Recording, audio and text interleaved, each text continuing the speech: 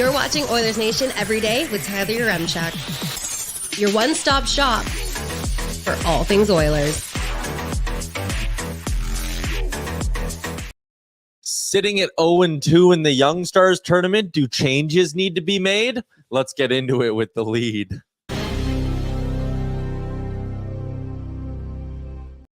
Almost got through it with a straight face. Right there. No, he was in charge. Who do you fire? Yeah, who would you move on from? Let's refire Tyler Wright. They already moved on from all the prospects. Yep. Very few. They told Bo Akey, don't even come. It's going to be a disaster. Yeah, it's going to be a shit show, Bo. Maynard Nugent Spivey is in. Are we back to Monday, Wednesday, Friday schedule? You're damn right we are. Welcome into a Monday edition of Oilers Nation Everyday, coming to you live from the Sports Closet studio. Check them out online, sportscloset.ca. If you came to the Oilers Nation Open, you got a $25 little coupon for the Sports Closet.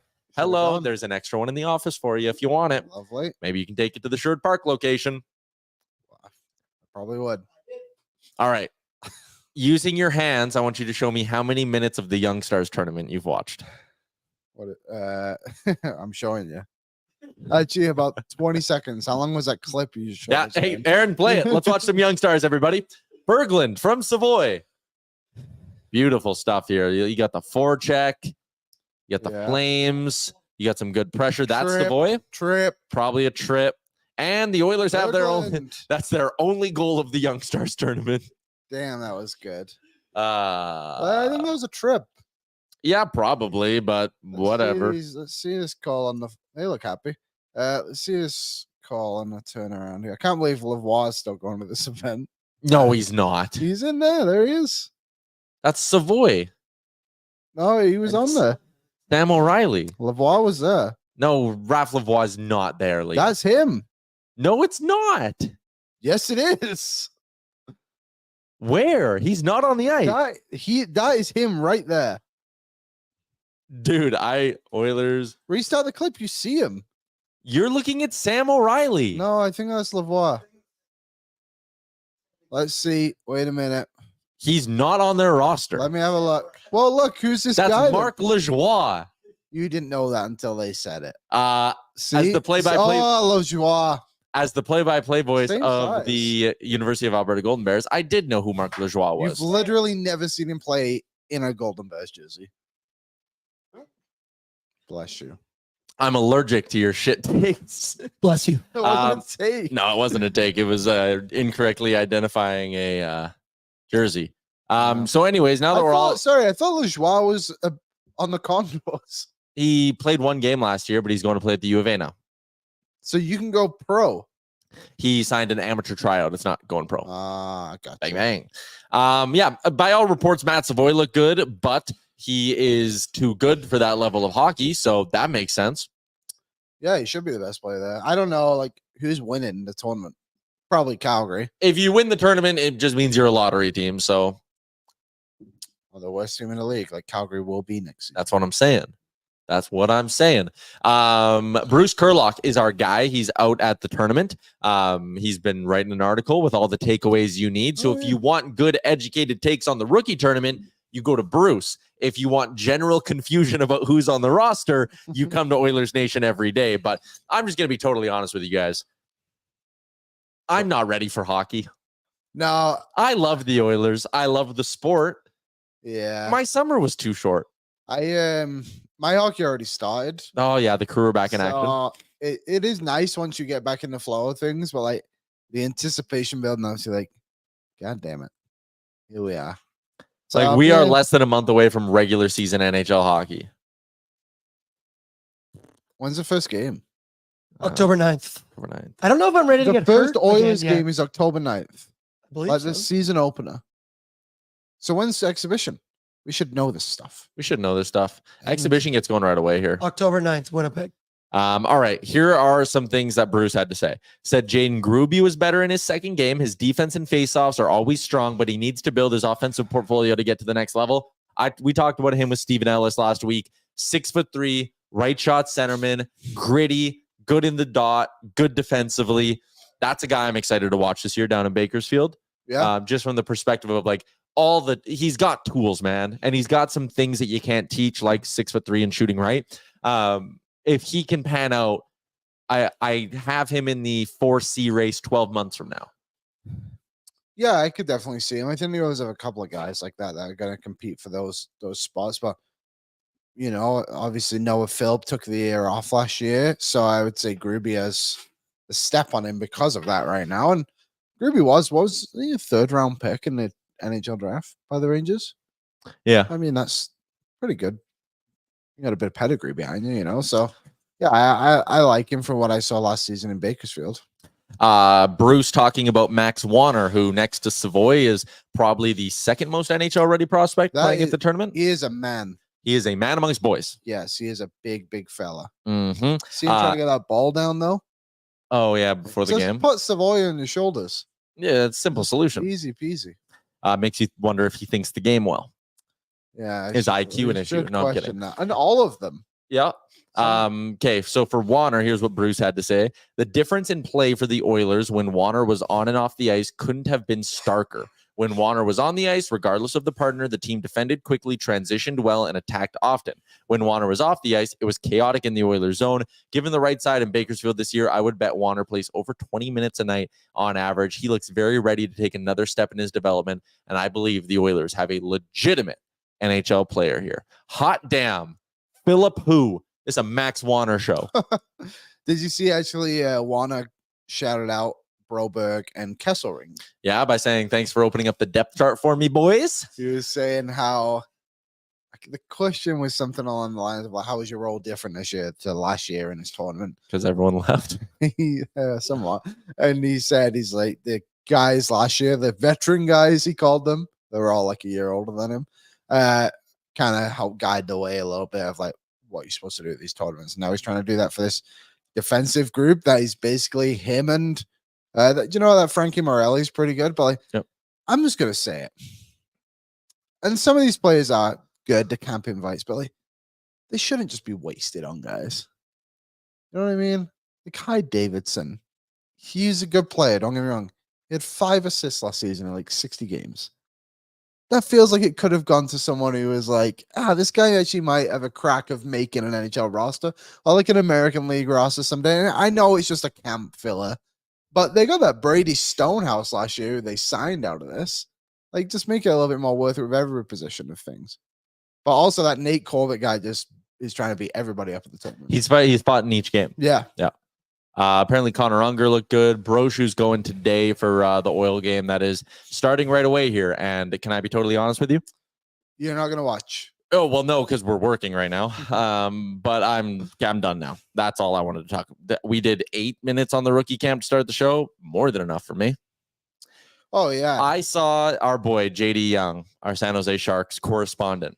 And JD is a great guy. I met him at the draft. He's awesome, and he loves his San Jose Sharks. But he posted a clip of Macklin Celebrini and Will Smith making a passing play in the offensive zone that did not start. It did not start did not result in a scoring chance. No. Was not even on the tape. Was a mildly okay pass, and he was excited about it. Those are the days. Yeah, like again, Bogdan Yakimov, Marc Olivier Roy. Was that his name? Yeah. Honey. A lot of guys, man. I would love, actually, we should, maybe on Wednesday's show, let's go dig up an Oilers Nation prospect game article from like 2014. That would be brutal. Yeah. We'll do that Wednesday. That'll be our rookie tournament coverage then. I'm going to be honest, guys. I'm not going to watch that much of the preseason. If there is, like, if Stetcher and Emberson are playing, I will watch those games. But, like, I'm not.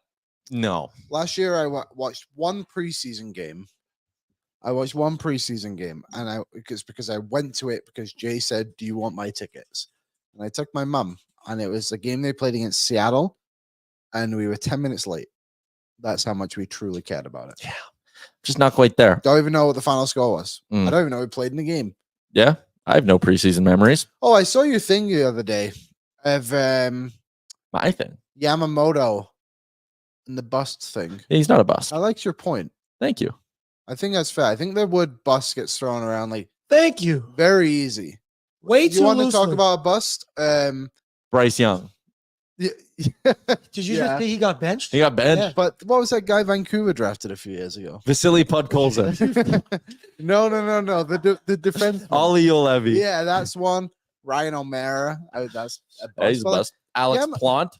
Yamamoto would be in Europe if he was a bust. And I know he has a PTO, but like he's still in the league. 300 games. Curtis Lazar, similar player to Yamamoto in the sense of like great rookie season, but just isn't what they thought he was going to be. But And also is now being, just like stuck around forever. He's a good bottom 6 player. being a bottom 6 player means you can have a good career. We all love Zach Cassian, 13th overall pick.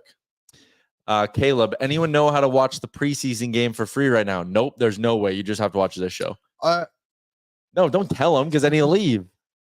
So yeah, You're stuck. at the end. Yeah, PVR it or something. I don't know. Let's get to our weekend recap for our friends at Alberta Blue Cross. They're back. Excited to have them back. That's a good sign that hockey season's coming back, is that Alberta Blue Cross is back on the show. We are doing our meaningful moment of the weekend, brought to you by Alberta Blue Cross. Liam, what was your meaningful moment of the weekend? It's our weekend recap.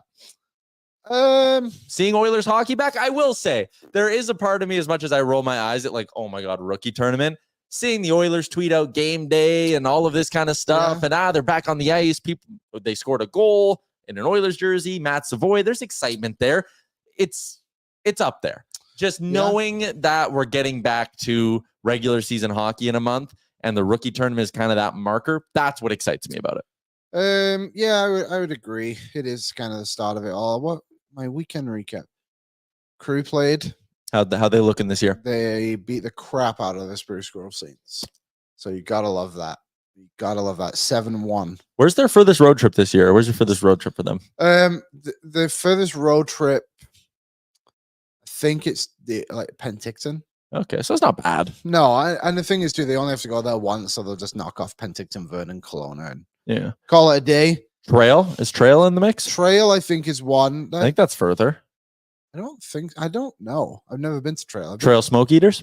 Yes, that's Trail Smoke Eaters. But Penticton's what, like 11 hours on a bus, I'd guess. Yeah. I'm not going. I'll fly if I end up going. Screw that. And my girlfriend played in the EDSA All-Star game. So they won 2-0. So that was cool to see. That was my weekend recap. Good job. I went to Oktoberfest on Friday night. I saw that. They're not a partner of ours at all.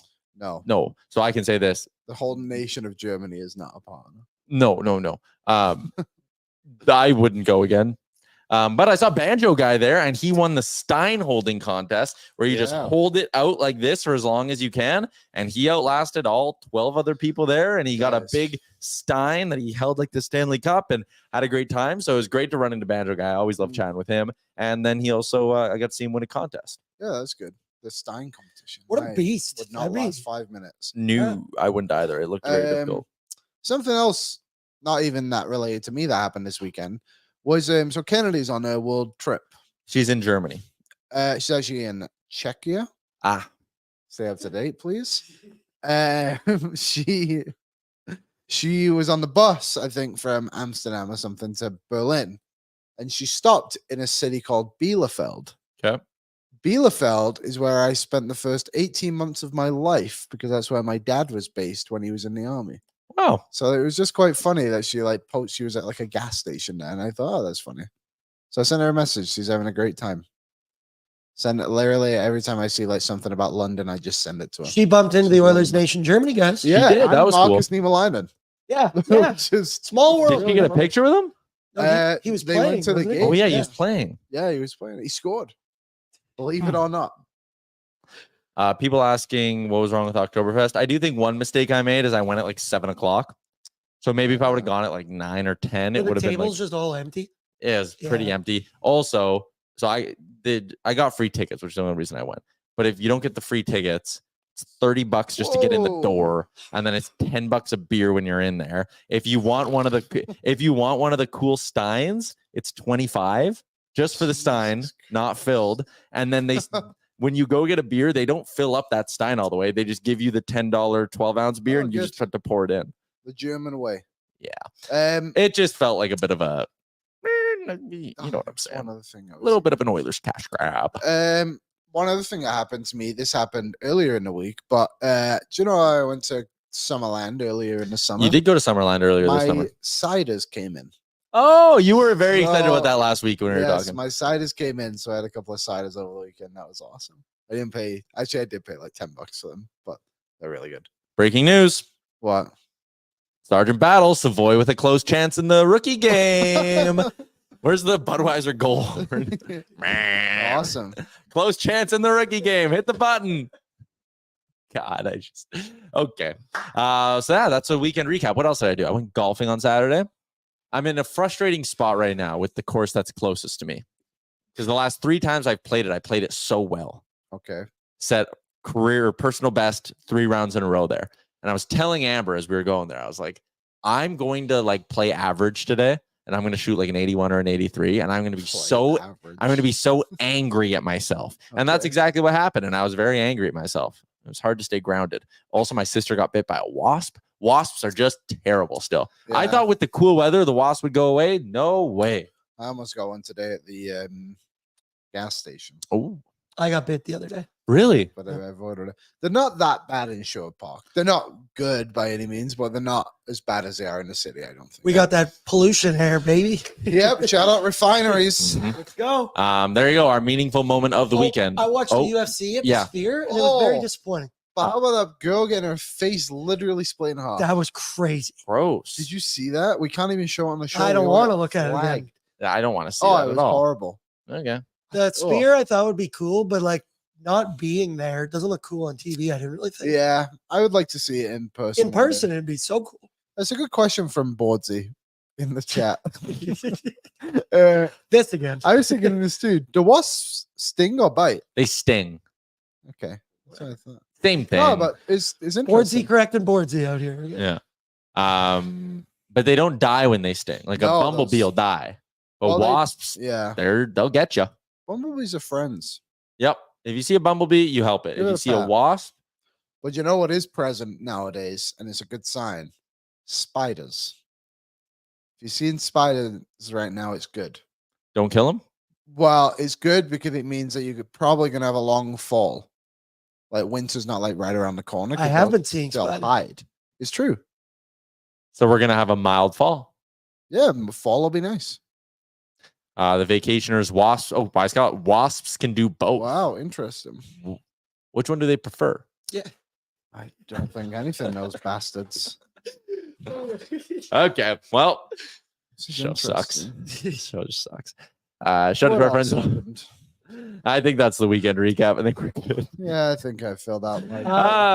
Yeah, no. You got more? You're good? No, You're good? It'll apply. Oh, I played beer league hockey yesterday. Chiefs are 2-0. Let's go, boys. So yesterday, congrats. Crusaders had a player come in from New Jersey. So I went to the airport to pick him up. I got a free tank of gas out of it. Not bad. And I was already low, so it worked out. So I made a joke, and he actually laughed, and I thought it was funny. So we're coming around the Henday into Sherwood Park. Yep.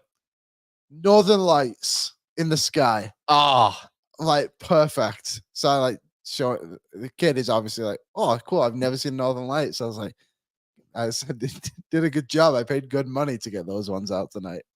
And I thought it was so funny. Yeah. After weekend recap is repeating your joke. I made a good joke. Well, no one else did it, but him joke. Oh, it was funny. You guys should have been there. Also, I should just to continue along the conversation of my weekend. So I went to Oktoberfest. Yeah. Then at around whatever it was 8:30, I was like, well, kind of done everything there is to do here. Drinks are expensive, so I went to Greta. Oh, I saw that. Yeah. Dialed myself in on the football game a little bit. Nice. But I'll be honest, I was relatively in one. So shocker. it was a quick trip into Greta. But it was fun while I was there. Yeah, it was saw my bartender Tanner.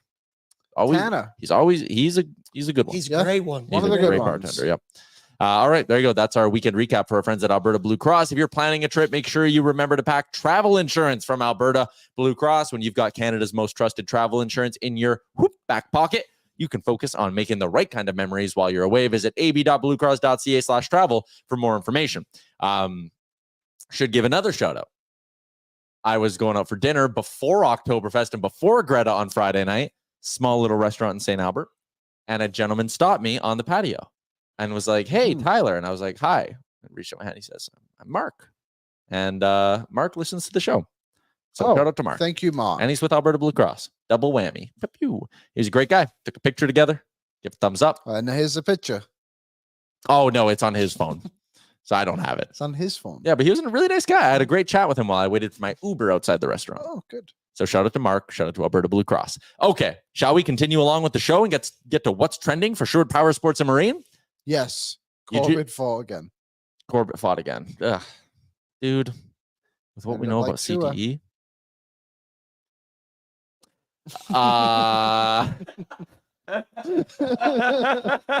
Shout out Alberta Blue Cross. Yeah, get on. Move on. This is what's trending for our friends at Sherwood Power Sports and Marine. You heard it here first. Long fall coming via Liam Horrobin.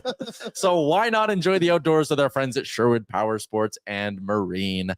Here's what's trending. Sidney Crosby has extended in Pittsburgh $8.7 million for 2 more years. He will play by the end of this deal, play 19 of his seasons in the NHL with a cap hit of exactly $8.7 million.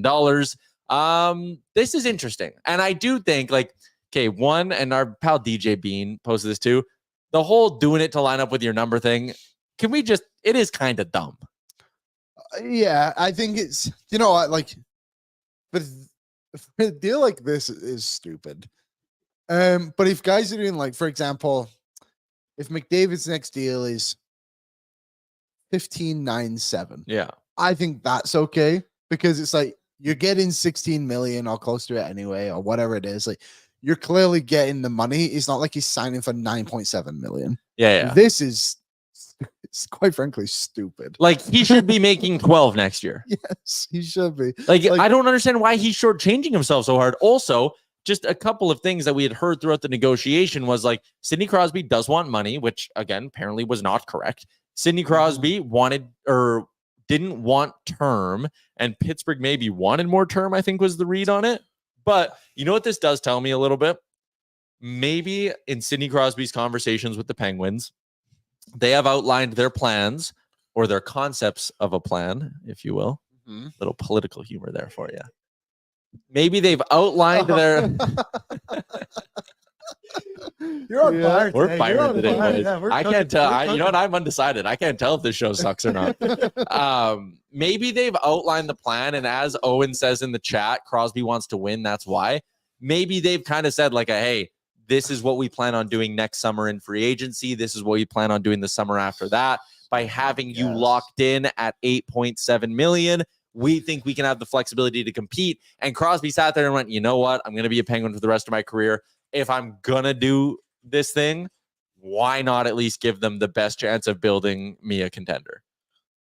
I feel like that's what it is he's made his money. He's got his endorsement. Gatorade's bought him 6 houses. Reebok's given him 4 cars. Tim Hortons, he owns them all. Yeah, owns multiple Tim Hortons franchises. Although, no. Yeah, to me, I just look at this and go, I think Pittsburgh must have outlined a plan to compete. And it's a sign that the Penguins are not going to do any sort of a 2-year retool or anything like that. This is going to be they are pushing, trying to compete. I don't think they will. I think they will fail in all of that.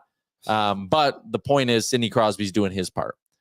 Man, Pittsburgh, you don't deserve this from Sidney Crosby with what's gone on the last couple of years. Good Lord. Crosby's made $152 million in his career. That's pretty good. That'll help. Decision tweeted with his model and stuff that Crosby has left $43 million on the table in his career. I mean, hey, I think he's definitely made that back in his endorsements and everything. And it is what it is at the end of the day. Pittsburgh, as much as they would have wanted term, and I think Crosby is incredible. He's on the Mount Rushmore of NHL players. Yep. You don't know what this guy's going to be in 3 years. Say you sign him to, if term's only 4 years, he'd be 41. Yeah, this covers his 37, 38, and 39-year-old seasons. And for them to, if you're in your hypothetical of they're going to come up with a plan, what is it? Because have they started the plan? Because it's just not pretty at all.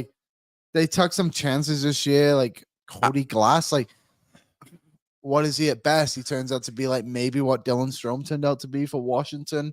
Which actually would be pretty big. It's good, but a few failed projects. It's just kind of the equivalent on the player. Like, I don't know, the blue line. Carlson Letang, average age of 35. Ryan Graves. I think they have a lot of solid players, but like Pedersen's are they going to make the playoffs? Probably not. No. Oh man, yeah, like they're blue. Oh, dude, Carlson, Letang, Graves, Peterson, Grzelcyk, Ryan Shea, or Sebastian Aho. I don't even know who Ryan Shea is. Yeah, I mean, if Jari stays healthy, maybe it's all right. But like even the forward group, like Sid is Sid, great. Gino at this point in his career, I don't know. Like last year, they didn't make the playoffs. They had Chris Letang for most of the season. I know last year they didn't make the playoffs, and Crosby had 42 goals and 94 points. Like that's crazy. Their forward group: Crosby, Malkin, Rust, Raquel, Bunting, Kevin Hayes, and then it gets to the Cody Glasses, Lars Eller, Nola Chari, Blake Lizotte, Anthony Beauvillier, Rutger McGroarty's, and Drew O'Connor. It's just not that good, man. So I don't know. Maybe they find a way to just like Brian Rust last year. I think Brian Rust is fine. Good player. Yeah. Had a great career. He had a career high 28 goals in 62 games. I just don't like. You're asking a lot of some of these guys who are aging in a division that is the best division in the NHL, where you now have one team in Columbus who aren't a playoff team are going to compete for a playoff spot. James Van Riemsdyk signed in Columbus over the weekend, 1 year, $800,000. So this is, again, I mean, it sadly ties into the Johnny Gaudreau thing, but like they actually, and I'm actually surprised we haven't heard anything about this. Frank was talking about it on the rundown. They've hit the cap floor now.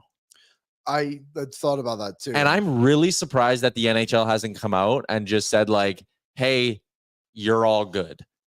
Yeah, like I know there's not like a clause in the CBA or whatever, but I feel like this is an easy the chance. league makes their own rules up anyway. Yeah, like who's gonna like? It's not like is the PA gonna sit there and have a problem with it? Like no. So for Columbus, like you're gonna need leaders this year, man. It's gonna be like a really tough season for the Blue Jackets in the sense of I think there's gonna be a lot of buildings you go into that are doing tributes, and you're always gonna be asked about it. Like it's awful, man. It's an awful situation. JVR again, good vet, American-born guy. Knew the Gaudreaus, obviously, but yeah, I'm intrigued to see what Columbus does with the rest of their roster now, and if they find some other free agents, because like the season has to go on, obviously, but like working your way around that now, we're kind of seeing the back end of it here. Yeah. So what's the cap floor? What do they have to get to? They've 65 and they're at 63.2. Yeah. So you got to find one more guy for $2 million and you're there, I guess. But maybe I'm looking at this wrong. They have 13 forwards on the roster, 2 goalies, and 8 defensemen. Yeah, so you're maxed at 23. So you got to spend like $3 million on someone. Somehow they have to spend $3 million. There's got to be a player out there somewhere that a team's just looking to ditch that you can go on. But again, this just goes back. I am very surprised the NHL has not put it. Yeah, just kind of thrown them a bone a little bit. And just been like, you're good. Like if you get to the season, like don't worry about it. But yeah, well, I don't know. Maybe seems like a pretty good salary dumping opportunity though for another team. Could it be? I mean, yeah, yeah, I guess. One man's trash, another man's treasure. Yeah, I mean, if you're Columbus, again, I think probably the biggest thing is just getting good leaders and good vets because you have a lot of young kids in that room right now too, like a lot of guys that are 20, 21 years old. So yeah, there you go. That is our Around the League. I actually have one other quick thing that I wouldn't mind throwing your way. DFO Rundown boys, Gregor and Frank, new episode dropped earlier today. They did a Central Division preview, Liam. And one of the questions I asked them when I came on to do my segment on the podcast was I asked Frank and Jason, what are the chances that there's 4 100-point teams in the Central Division? Now, here's some context behind it. Last season, there was not one division in the NHL that had 4 100-point teams. The year before that, the Pacific Division did it. The year before that, both divisions out east did it. So it is a little weird that we had a season where not one division produced 4 100-point teams. Do you think the Central Division is the division with the best chance of doing it? Because I do. I think Dallas and Colorado should be locks. Nashville should be a lock too. They were at 99 last year. Like it was close to doing it. Winnipeg to me is the question mark. Like even Colorado's going to fall off, I think, but I still think they're 100 to 104. Winnipeg's going to fall off. I think Winnipeg might fall off to 96, if I'm being totally honest with you. And I think Nashville bumps up a bit. I will say I think the fact that Minnesota will be worse this year, but Arizona or Utah kind of counter it. Chicago should get a few extra wins, assuming obviously they come against the division. St. Louis, I think, will be in that same spot. I'm going to say no, because I think the top teams, the top 4 teams, Colorado are going to be weaker because of Nichushkin, and is Landeskog going to play? Like, he's playing. He is playing, okay. But either way, like no one knows that he's missed like 2 years now. Yeah, or whatever it knows is, he's right? Going to come back and be. Winnipeg, yeah, man, they could probably get back to 100. I think Dallas is 100. Nashville, I'll get to 100. So, but like in the Pacific, Vancouver, Edmonton, and maybe Vegas. I don't think LA anymore, but like there might only be 2 again in the Pacific, the same 2 that did it last year. I think so. Then you go out east and I don't think Vancouver will get 100 again. A 50-win season. Yeah, a lot of teams do get 100 though. Like it's not like a crazy benchmark. I mean more like 50 wins. Yeah, that is a lot. But in the East, in the Metro, Rangers, Canes should. I don't know if in New Jersey might, but that's a 19-point improvement year over year. Again, I think they could, but like just for the Metro to get to 3 seems like a lot. And then the Atlantic, Florida, Boston, Toronto should. Tampa, I think Tampa's taken is going to take a bit of a step back again. I don't think they'll be closer to a bubble team than a lot of people maybe want to admit. But I think the blue line is horrendous. Oh, the blue line sucks. I think JJ Moser's, again, Gregor called him underrated today. I think I agree. I think JJ Moser's a tad underrated, but like underrated to what degree? Like, he's not Mikhail Sergachev. Well, he'll get the Tampa bump. Yeah. Of being like, oh, he plays in Tampa Bay. We just did like 10 minutes of actual hockey talk. Yeah. That was good. That was good. We 30 minutes in, finally got 10 down. We dialed it in. We dialed it in. And that's the mark of a good show. So shout out to our friends at Sherwood Power Sports and Marine. We managed to talk hockey for 10 minutes because of them. Everybody. Let's continue along. We have a Sherwood Ford GIANT question, but it's coming on the heels of our guest. So we're going to get out to the Star Mechanical guest line. It's Edmonton's #1 plumbing and heating company. You can check things out or check them out online at starmechanical.ca. They've been doing it for more than 20 years, whether it's residential, whether it's commercial. You can trust Star Mechanical for all your home plumbing needs. We have a new friend joining us on the show. So the chat needs to behave. Dial it in. Yeah, dial it in, chat. Liam and I dialed it in. We talked hockey for 10 minutes. You can behave while we bring on our new guest. You can find her on Twitter at SweetAnnieOD. She has a new podcast, the Cherry Bomb Hockey Podcast. You know her from TikTok's your biggest following, right? You're on like 75K on TikTok. Yeah. That is my biggest platform, yes. Yes. Welcome to the show. Appreciate having you on. We're going to go around the NHL a little bit, but you are also a fan of the Anaheim Ducks. So this is serving as our Anaheim Ducks season preview. Let's start with something that I just really need to get off my chest. Can you flash up the Trevor Zegras picture? This sucks. The mullet sucks. Are you in or out on the mullet? Here's my thing. My first thought was, remember when Patrick Kane rolled up to the playoffs in 2010 with the mullet for the Blackhawks and they ended up winning the Stanley Cup? So I'm hoping the mullet brings some kind of magic here this season for the Ducks. But listen, if anybody can pull it off, it's Trevor Zegras. Am I a fan of the hairstyle? No, but he works it. So it's growing on me. He's never been afraid to be bold, I guess. There is somewhere I want to go with the Zegras conversation, but I guess just with your optimism coming into the year for this Ducks team, it's a really interesting roster to look at because obviously a lot of young pieces. And I do think there's a path to like, okay, if all of these young pieces hit, what does this season look like for the Anaheim Ducks? But that is, as we know, as Oilers fans through the decade of darkness, banking on that is always a pretty massive what if. Where do you come out on optimism heading into this year? What's the ceiling of this Ducks team? See, it's interesting because it's kind of the same place we were last year. And it was kind of like, okay, we've got these young guys. Let's see what they can do and what steps forward they take. But of course, last year was plagued with injuries. So that Ducks team did not perform as well as they could have and probably should have, just given the fact that there wasn't one game where everybody was healthy. So this year's kind of like, okay, let's try that again. Let's see. Let's take 2 for are we going to take any steps forward here? And, granted that it was, free agency wise, it was disappointing. It was a swing and a miss for Pat Verbeek and the Ducks. He went in not promising, but he said, hey, his intention was to get a top 4 defenseman, top six forward. Didn't happen, swing and a miss on the free agent market. And that helped that, of course it didn't help that free agency seemed like it lasted like 2 hours and all the big names were gone. But, I think from a fan base perspective, that was a big disappointment. But I think people tend to forget, like, hey, you can offer money. You can, Ducks have the cap space to sign these guys, but the guys have to agree and want to have to come to Anaheim. And the agreement to come to Anaheim is that you're not competing for the Stanley Cup for a bit. So not a lot of guys want to do that. Not the Steven Stamkos, the Jonathan Marchessaults do not want to do that.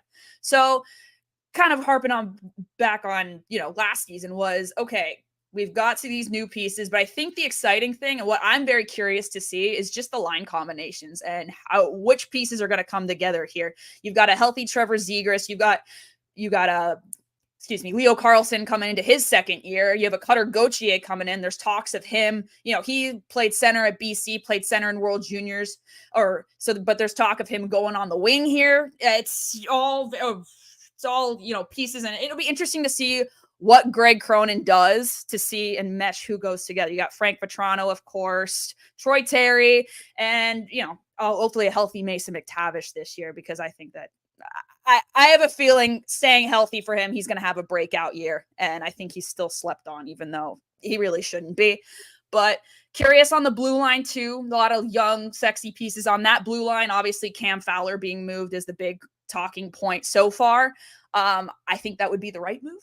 If I'm being completely honest here, just give space for the young guys to really step into that role. I think Pavel Mintyukov is ready to be that first line defenseman, ready to quarterback PP1 as he has shown last season. And Radko Gudas, who apparently rumored to be the new captain of the Anaheim Ducks. We'll see how that actually plays out. And of course, in goal, John Gibson is always amidst the talk of trade rumors and if he's going to stay. So we'll see how that plays out. But Lukas Dostal is absolutely ready for that starting job. So it'll be interesting to see if Gibson gets moved. Are they going to split games half and half? It's a lot of I'm just hoping people stay healthy, and I'm hoping for progress. I guess that's my optimism this year. And I do think, like, when you look at that roster, it's like, oh yeah, a name, a guy with upside. It's not San Jose Sharks level where you kind of look and squint and go like, have I heard of these guys before? But anyways, you had one? I was going to ask you mentioned the captain there and Radko Gudas possibly being that guy. Do you think, one, it should be him? And if not, who should be the new captain? I am of the belief, I love the idea of a young guy being named the captain. And I think with this team and just the future, the bright future ahead, I love a Crosby, Taves, Landeskog, McDavid moment where you give one of the young guys that has proven to be a leader early on the C and given that responsibility. I understand giving Gudas the C now if the expectations. I mean, he's 33, 34 years old. So he's probably not going to be with the team when they're competitive. But I think if you want to give somebody the C now, he would be that guy. If it's not going to be Cam Fowler, and I don't think it is, because if they were going to give it to him, they would have by now. But I don't know. If they do give Gudas the C now, I think it's because they don't believe the young guys are ready to step into that role, and there's nothing wrong with that. I was a big fan of Troy Terry getting the C. He was under Getzlaf's wing for a bit, kind of has that Getzlaf air about him per se, but maybe the fact that if he doesn't get it, maybe they don't think it's him. It feels like as soon as we get a little bit of information about who it might be, like they push it back a bit. It's very interesting, but I love a Mason McTavish pick. I think maybe another year for him, though. Maybe don't give it to him now. It's all like the young guys aren't quite ready to fill those shoes. There isn't one guy where you're like, yes, he is the captain that's going to be with this team and lead the team when they're competitive. So I'm all for waiting a bit. I'm in no rush, but I do think one of the young guys should have it. I think it should be McTavish, solely for the reason that he cleared that puck off the line in the World Juniors. Yeah, he did have a big the only argument for it. Mm-hmm. I wanted to circle back to Trevor Zegras again for a second, because, again, when got Cutter Gauthier, Leo Carlsson, Mason McTavish, there is this core of Ducks that is younger than Zegras. And Zegras' relationship, at least from an outsider perspective with the organization, it feels weird because for a while he was the next thing, and then they don't really commit to him and give him the 8-year deal that you see other young players around the league get. Does that relationship make you nervous at all? And is there a point in the next 12 months where they have to decide, okay, we want Trevor Zegras to be a Duck for the remainder of his prime, or do they have to make a tougher decision than that 12 months from now as Zegras? Where do you come out on that whole thing? I think it was interesting that, there were rumors of trade talks this year because he was injured for a good chunk of it and really had a down year. So why would the Ducks want to trade him when his value has probably been at its lowest? So any talk of trade happening, I think before the season starts, I kind of just brushed off. I said, that's not going to happen. Like, why? Pat Verbeek knows that he could get a good package for Zegras when playing at his best if he wants to trade him. I know everybody says that, what's the cliche response? Oh, even Gretzky got traded, when you ask, a player like, are they on the trade block? But, everyone kind of talks about how Zegras doesn't really fit in with, the Verbeek vision of the Ducks. And it'll be interesting to see this year when the young guys kind of all come in, like you said, Cutter Gauthier gets going, McTavish, those guys, see how they play together and kind of see where Zegras fits in. Because the Ducks, if you look at the numbers prove it. The Ducks are a better team when Trevor Zegras is on the ice. Whether in fact, it's his style of play that doesn't mesh well, whether in fact, other things going in there, I'm not sure. But I hope he doesn't get traded personally. But if they do, I hope, good package in return, at least. That's not my call. If it does happen, though, I think it'll be, get it this year, like while he's still on that team-friendly RFA deal. I know it's a bridge deal, so he'll still be a restricted free agent by the time that expires.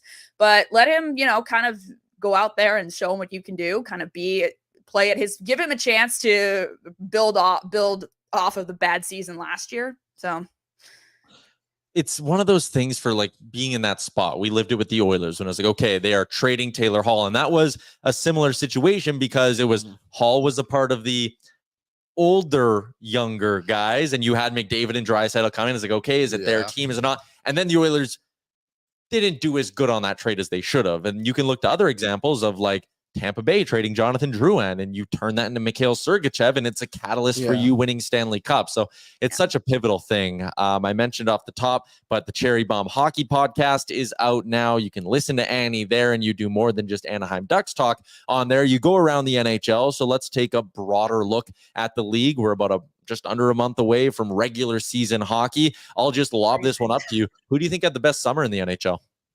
Ooh. I think Mike Grier had a great summer with San Jose, and that's not just with drafting Macklin Celebrini, but trading up to 10, and obviously nabbing the best goalie prospect in the league. I think that was a huge, huge jump to the Sharks prospect pool there. I love what Montreal did as well. Thought they had a great draft and taking a gamble, not a gamble necessarily, but going after Patrick Laine. Love that for them. And obviously Nashville. And I despise the Nashville Predators, but I do like Barry Trotz a lot. So nice to see him wheeling and dealing there. And it'll be interesting to see, because even like a few years ago, I was saying, oh, the Preds window is closing. Thank God. Like I going back to 2017 and just the hell of playoff series the Predators have given to the Ducks. I do not like that team, but unfortunately I can't have nice things in this world, and the Preds window has blown back open. So I'm very curious to see how that all plays out there. But I think those are probably three teams I say had the strongest summers. Now I'm going to ask you the way more fun flip side of the question, because it's way more fun to be a hater. Oilersnation Everyday, we are firmly against the St. Louis Blues next year. They might not win 30 games, I think, is what we're predicting as a show. 20. Let's go lower. Why not? Yeah. 10. Jordan Binnington on waivers I hate the Blues now. Give you a chance to be a hater. Who do you look at around the league and go overrated? Oh, overrated. Going into next summer. Going into this season, excuse me. I mean, this will be the Kings are another first round exit, and that's always nice to see. So there'll be a first round exit. Honestly, what'd you say? Worse than that. I hate the Kings. Oh, understandably so. Getting rid of Pierre-Luc Dubois was obviously a win for them, and not retaining any salary on that. But the refusal to find a solid answer and goal. No disrespect to Darcy Kemper, obviously Stanley Cup champion and former King as well. But with the other goalies on the market there, the other names out there, and that was beyond me. The fact that both Rob Blake and Luke Robitaille are still, and granted, like I get it, you're not going to just push out Kings legends like that, but the fact that they're not on the hot seat yet is just a head scratcher to me. And everybody praises the Kings for their fast rebuild. Oh, their retool. They're doing it right. Kyle Dubas said himself that the Penguins, they're trying to model a Kings. Oh, what? First round exits? That's success? Since when? That's another. I mean, I don't think anyone is saying the Penguins are a playoff team or a playoff threat next year. But even with the news of Sidney Crosby signing today, like they're gonna miss the playoffs narrowly again. It just is what it is. Yeah, and I agree with I think the Kings, if any of the 8 playoff teams from last year were to fall out for a Utah or whoever's going to jump in, I think the Kings are on that hot seat. Really appreciate you giving us some time today, Annie. The Oilers and Ducks play for the first time next season on December 29th, and we look forward to hopefully having you on the show during the season. That's a long ways away. Jeez. for division rivals, that's a long ways away. But thank you guys so much for having me. This was a pleasure. All right, there you go, Annie OD. Find her on Twitter at Sweet Annie OD. You can find the Cherry Bomb Hockey Podcast wherever you get your podcasts from. You know who else might suck a little more next season? Who? I'm gonna say it. All right. What if Vegas aren't as good as they should be? Then I will be dancing on their grave. Yeah, I think so too. I hate a lot of teams in the NHL. Oh yeah, I'm very few teams. Anaheim, quite frankly, has never been one of my favorites. I remember I went to a game 2 years ago, Oilers Anaheim, and I went with, I went with my dad, and we picked that game because, like, you know what, we'll go have some beers, watch them win. Yeah, they lost 3-2, and Lucas Dostal made 46. I was going to say that was the Dostal game. Yeah, so that was awesome. Shout out Dostal. As far as I see in the chat, Rusty says Vegas and LA both took steps. Vegas got so much worse. I will say a full season of Tomas Hertl should help. Like we can't forget how good he is. He's a very good player. And their blue line is still solid. Full season of Noah Hannafin. That, like, as much as they lost guys, Marchessault, Martinez, you can also sit there and go, full seasons of 2 deadline ads is going to help them. I'm not saying they're not going to be like a playoff team by any means, but when they eliminated first round last year, yes. Could totally just see that happening again. Yeah. Who did they play last year? It's their top 9. Barbashev, Eichel, Olofsson, Dorofeev, Hertl, Stone, Carlson, Brisson, Holtz. That's not that good. It's not great. I'll say it's good. I think it's fine. There's still talent there. Totally. And they're always going to work hard. They're and not their that coach quick, good. though. There's not a ton of speed in there. I like the MH winner in our chat, who is our Blues fan, who watches the show now. Oh, right. And he is taking offense to us hating the Blues. It's a good bit, and I'm going to keep going with it. All right, let's move along. Sherwood Ford Giant Question of the show, because it ties into the guest we just had on, Annie, and she was fantastic, by the way. Look forward to having her on more. Sherwood Ford the Giant. Tired of dealership hassles? Sherwood Ford in Sherwood Park is all about convenience and upfront pricing with their Giant Deal program. Get clear, no-nonsense pricing on new and used Fords online with all incentives included.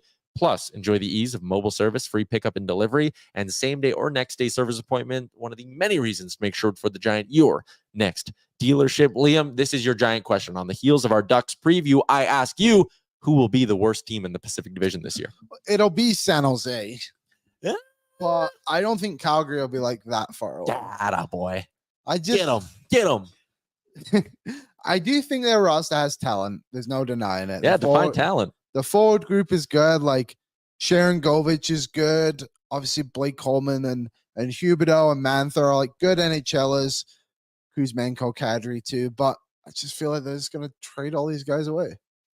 And then they're going to get worse and worse and worse. So I think San Jose will have the consistency of the year of being bad.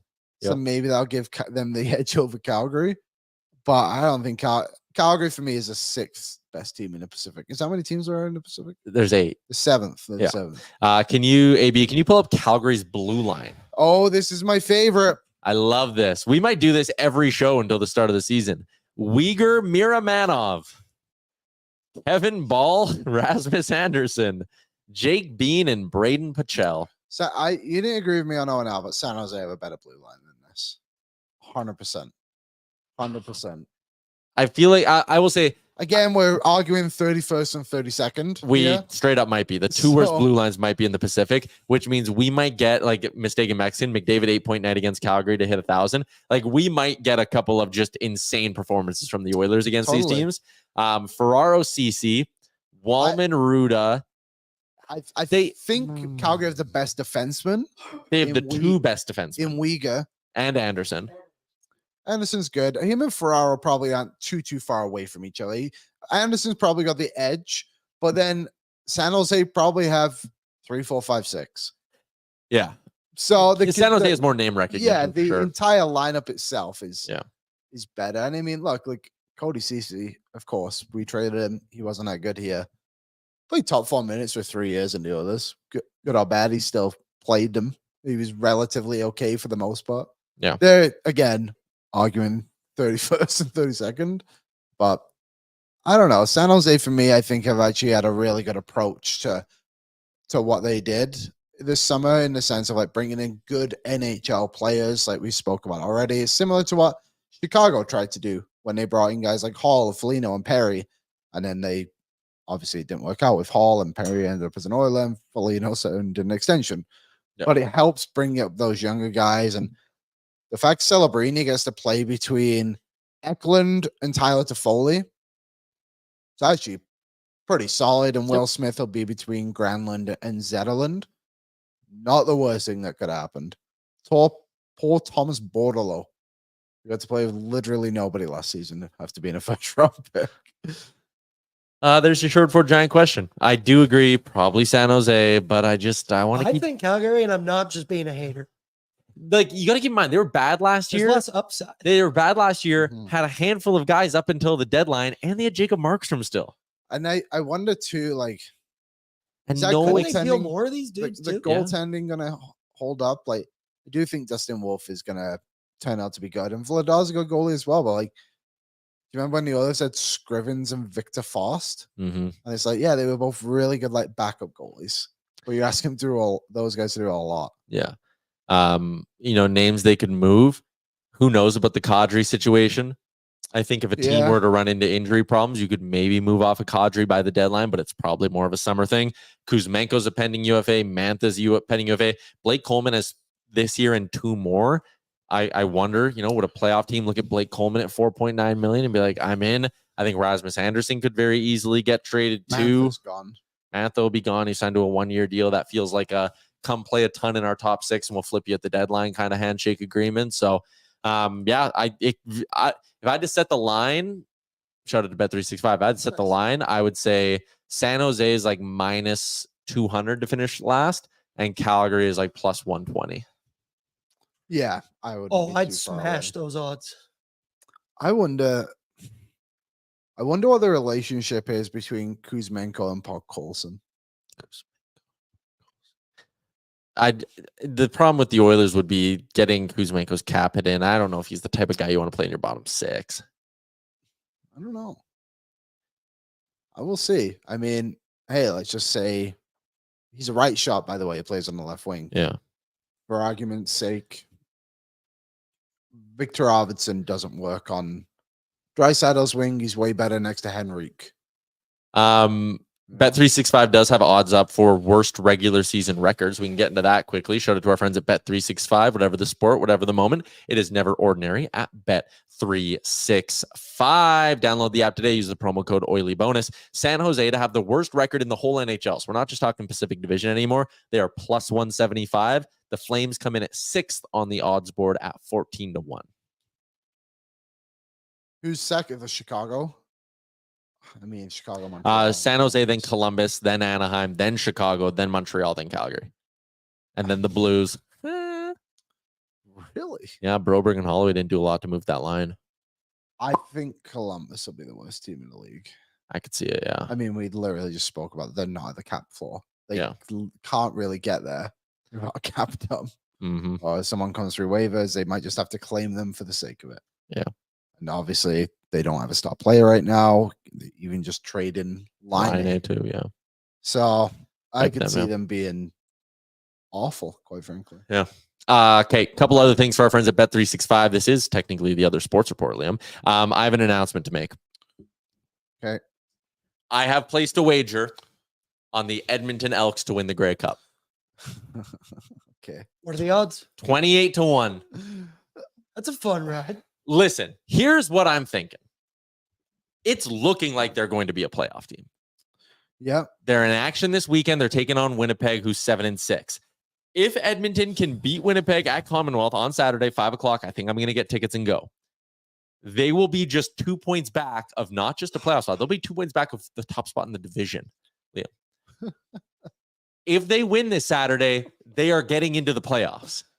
Yeah. At which point, I will have 28-1 odds on a team that just needs to win 3 games to win it all. Or if they win the division, 2 games. And the division's not out of reach. There's like 5-6 more games left or something.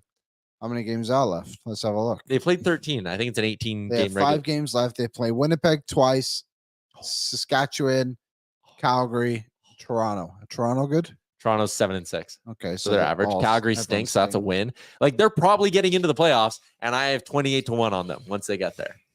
I'm just saying that and the Miller Moss Heisman are looking pretty good.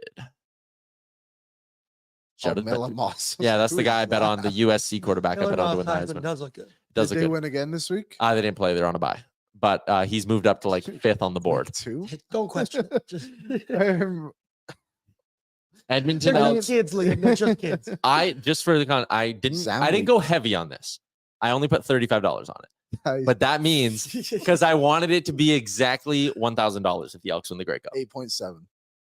A little bit of 8.7. Dude, I'll ride with you, but Yeah. I'm not going to do 35, I'm like, but I'll ride with you. That's fun. I'm also I going to was the game on telling- Saturday. I was telling my buddy Eli the other day, I was like, wouldn't it be good to like have a little squad bet? So like when the Elks are in the playoffs, everyone's real invested.